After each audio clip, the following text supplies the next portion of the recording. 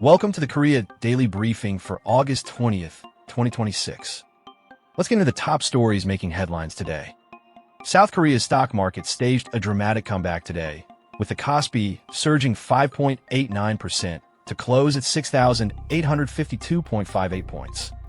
The rally came a day after the index had plunged nearly 6% in a global tech sell-off. Chip makers led the charge.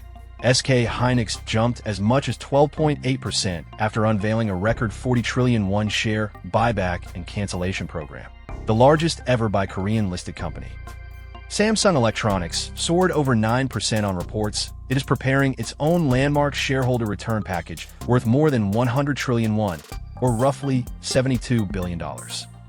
Turning to diplomacy, President Lee Jae-myung met Chinese Foreign Minister Wang Yi in Seoul today, capping Wang's first visit to South Korea in 5 years. The two sides agreed to build momentum toward a possible Xi Jinping summit at the APEC gathering in Shenzhen this November. The meeting comes as President Trump's overtures to Kim Jong-un and his move to scale back the Ulchi Freedom Shield drills have stirred fresh questions about the durability of the U.S.-Korea alliance. Meanwhile, North Korea fired a suspected ballistic missile toward the sea off its east coast today, according to Japan's government and South Korean military officials.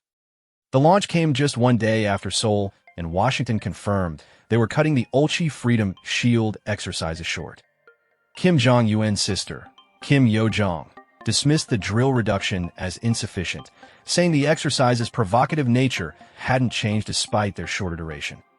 In entertainment news, Girls' Generation's Tiffany released her debut full-length solo album, Edge of Calm, today via Pacific Music Group. The record marks her first full album in roughly a decade of solo work, exploring the tension and emotional balance found just before stillness.